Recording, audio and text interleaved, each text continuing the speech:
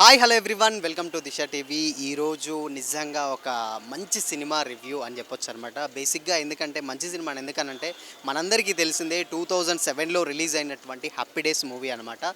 So happy days movie release అయితే ఈరోజు అవ్వడం జరిగింది. సో నేనైతే చూశాను, నాకు చాలా బాగా నచ్చింది. అండ్ ఎస్పెషల్లీ మనందరికీ తెలిసిందే ఆ మూవీ ఎంత పెద్ద హిట్టో.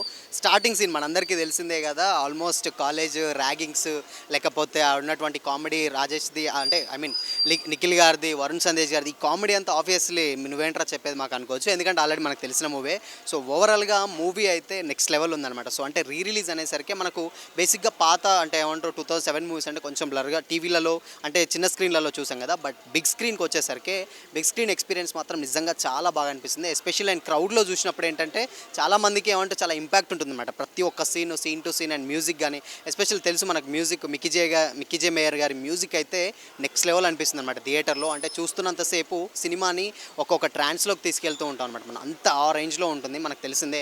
సో ఓవరాల్గా ఇంకోటి ఏంటంటే ఇప్పుడున్న జనరేషన్స్కి చాలామంది అప్పట్లో బిగ్ స్క్రీన్లలో చూసే ఛాన్స్ అయితే లేదు. ఈవెన్ అంటే సినిమా బాగుందని చెప్పినా కానీ ఫోన్లలో లేకపోతే యూట్యూబ్ టీవీలలో ఇలాంటి చిన్న స్క్రీన్లలోనే చూసాం. బట్ ఫస్ట్ టైం అంటే రిలీజ్ కాబట్టి పెద్ద స్క్రీన్లో చూసినప్పుడు క్రౌడ్ కూడా చాలా క్రౌడ్ వచ్చారనమాట. సో ఆ క్రౌడ్ కూడా చాలా బాగా ఎంజాయ్ చేస్తున్నారు. అండ్ ఇంకోటి ఏంటంటే ఫ్యాన్స్ నుంచి వెళ్ళి మెయిన్ ఏంటంటే హ్యాపీ డేస్ 2 ఏమన్నా వస్తే డెఫినెట్గా వాళ్ళకి ఏమంటారు ఇంకా మేము చాలా హ్యాపీగా ఫీల్ అవుతాం అని చెప్పేశారు. అండ్ ఇంకోటి ఏంటంటే మీరు ఎప్పుడన్నా డెఫినెట్ చాలా రోజులు మనకు తెలిసిందే అంటే క్లైమాక్స్ విషయానికి వస్తే క్లైమాక్స్లో అప్పట్లో చూసిన ఫ్రెండ్స్ వాళ్ళందరూ ఇప్పుడు మళ్ళీ అంటే అందరూ ఒక గ్యాంగ్ ఫామ్ అయ్యి థియేటర్స్కి వచ్చి సో వాళ్ళ పాత మెమరీస్ అన్నీ మళ్ళీ రిమైండ్ చేసుకుంటూ మూవీని చూసి చాలా బాగా ఎంజాయ్ చేస్తున్నారనమాట.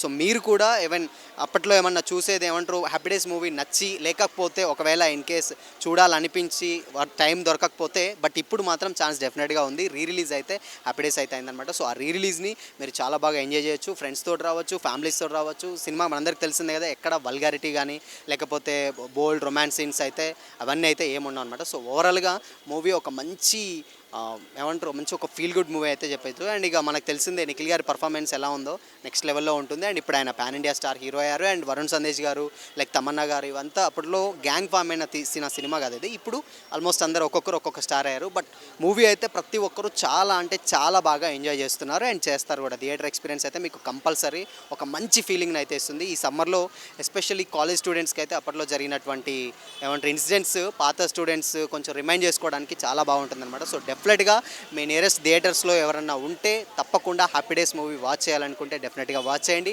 మస్ట్ వాచ్ మూవీ అని మనందరికీ తెలిసిందే. So thank you so much. This is Shyam signing off.